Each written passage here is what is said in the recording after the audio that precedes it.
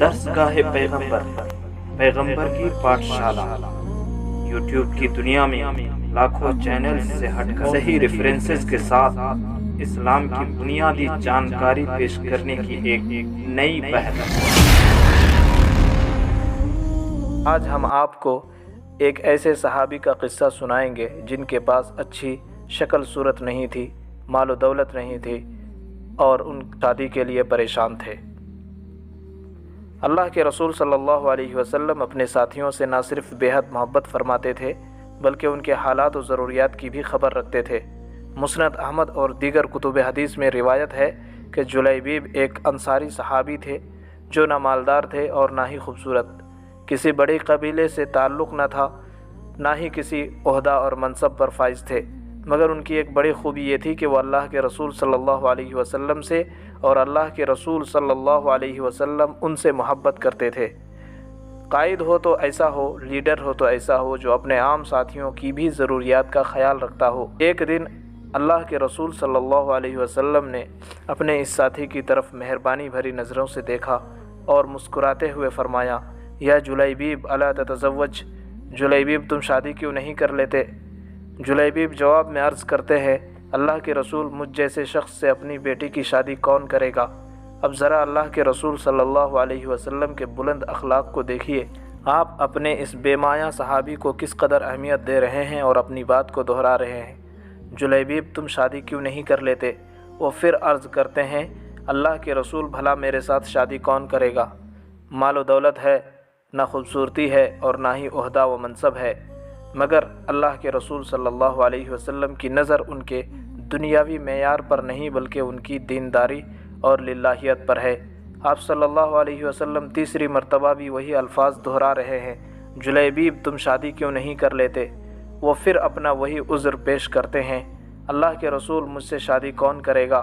میرے پاس مال و دولت نہیں، میرا خاندان کوئی معروف اور بڑا خاندان نہیں، میں خوبصورت بھی نہیں ہوں، نہ میرے پاس کوئی عہدہ و منصب ہے۔ تب اللہ کے رسول صلی اللہ علیہ وسلم اپنے ساتھی کی مایوسی کو خوشی میں تبدیل کرتے ہوئے فرماتے ہیں، جلیبیب فکر نہ کرو، تمہاری شادی میں خود کروں گا۔ وہ پھر عرض کر رہے ہیں، مجھ بے وسیلہ سے تعلق قائم کر کے کون خوش ہوگا؟ اللہ کے رسول، نہیں جلیبیب، تم اللہ کے نزدیک بے قیمت نہیں ہو، تمہاری قدر و منزلت وہاں بہت زیادہ ہے۔ اللہ کے رسول صلی اللہ علیہ وسلم اسے تسلی دے رہے ہیں۔ چند دن گزرتے ہیں، آپ صلی اللہ علیہ وسلم نے فرمایا، جلیبیب فلاں انصاری کے گھر جاؤ اور اسے کہو اللہ کے رسول صلی اللہ علیہ وسلم تمہیں سلام کہہ رہے ہیں اور فرماتے ہیں اپنی بیٹی کی شادی مجھ جلیبیب سے کر دو۔ جلیبیب خوشی خوشی اس انصاری کے گھر پہنچ جاتے ہیں، دروازے پر دستک دیتے ہیں، گھر والے اندر سے پوچھتے ہیں کون؟ جواب دیا جلیبیب۔ گھر والے کہتے ہیں کون جلیبیب؟ ہم تو ایسے کسی شخص کو نہیں جانتے۔ گھر کے مالک انصاری صحابی باہر نکلے اور پوچھا کیا چاہتے ہو، کہاں سے اور کس مقصد سے آئے ہو؟ جلیبیب جواباً عرض کرتے ہیں، اللہ کے رسول صلی اللہ علیہ وسلم نے آپ لوگوں کو سلام بھیجا ہے۔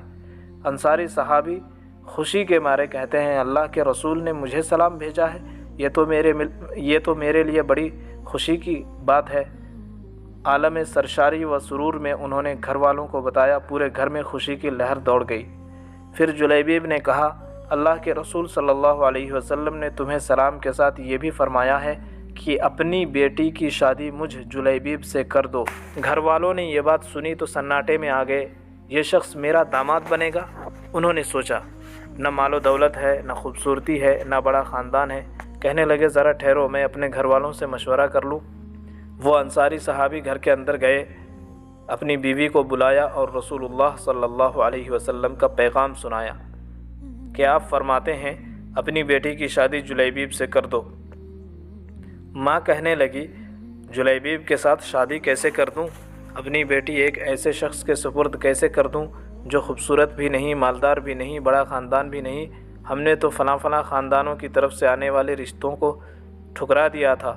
میاں بیوی آپس میں گفتگو کر رہے تھے، ادھر ان کی عفت مآب اور سعادت مند بیٹی بھی پردے کے پیچھے کھڑی یہ ساری گفتگو سن رہی ہے۔ لڑکی نے معاملے کی نزاکت کو بروقت بھانپتے ہوئے جھکی ہوئی نگاہوں سے والدین سے مخاطب ہو کر آہستہ سے کہنا شروع کیا، اتریدون ان تردوا علی رسول اللہ امرہ، کیا آپ لوگ اللہ کے رسول صلی اللہ علیہ وسلم کا حکم ٹالنے کے بارے میں سوچ رہے ہیں؟ اس بچی کی سوچ، فکر اور محبت رسول کے جذبے کو 1000 مرتبہ داد دیجیے۔ کہنے لگی، ادفعونی الی رسول اللہ صلی اللہ علیہ وسلم، مجھے رسول صلی اللہ علیہ وسلم کے حوالے کر دیں، جہاں چاہیں وہ اپنی مرضی سے میری شادی کر دیں۔ فإنہ لن یضیعنی، کیونکہ وہ مجھے ہرگز برباد نہیں کریں گے۔ بچی کو یہ حقیقت معلوم تھی کہ اللہ کے رسول صلی اللہ علیہ وسلم جو بھی فیصلہ فرمائیں گے اللہ تعالیٰ اسی میں برکت عطا فرما دے گا۔ والدین نے بھی اللہ کے رسول کے حکم کے سامنے سر جھکا دیا۔ بیٹی کے اس خوبصورت اور عمدہ فیصلے سے پہلے ان کے وہم و گمان میں بھی نہ تھا کہ وہ اس رشتے کو قبول نہ کرنے کی صورت میں اللہ کے رسول صلی اللہ علیہ وسلم کے حکم کو نظر انداز کرنے والے بن جائیں گے۔ وہ اپنی بیٹی کی عقل اور دانش اور عمدہ سوچ پر مطمئن تھے۔ جلیبیب اللہ کے رسول کا پیغام پہنچا کر واپس چلے گئے۔ تھوڑی ہی دیر کے بعد اس ذہین و فطین اور سمجھدار بچی کا والد اللہ کے رسول صلی اللہ علیہ وسلم کی خدمت میں حاضر ہوا اور عرض کی، اللہ کے رسول، آپ کا پیغام ملا، آپ کا حکم، آپ کا مشورہ سر آنکھوں پر، میں راضی ہوں۔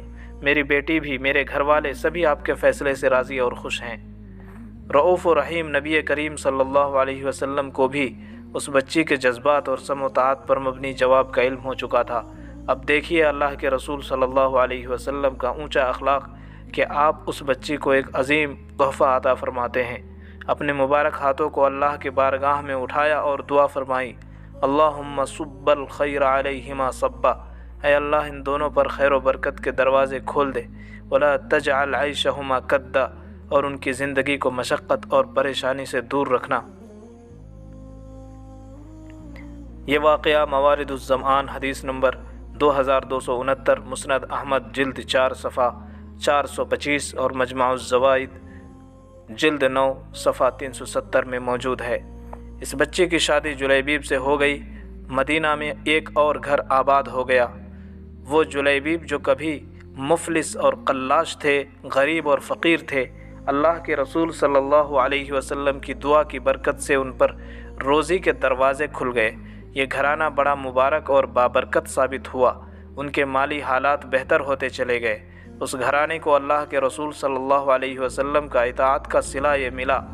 فکانت من اکثر الانصار نفقۃ ومالا، انصاری گھرانوں کی عورتوں میں سب سے خرچیلا گھرانہ اسی لڑکی کا تھا۔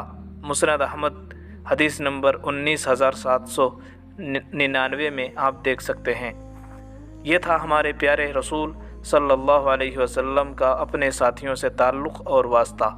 آپ کا اعلیٰ اخلاق کہ کسی ادنا صحابی کو بھی نظر انداز نہیں فرماتے تھے۔ اس لڑکی کے لیے آپ صلی اللہ علیہ وسلم کا دعا کرنا اس کے لیے نہایت خوبصورت تحفہ ثابت ہوا۔ دنیا میں بھی بھلائی نصیب ہوئی اور اطاعت رسول کے باعث جو کچھ آخرت میں ملنے والا ہے اس کا تو کوئی اندازہ ہی نہیں کر سکتا۔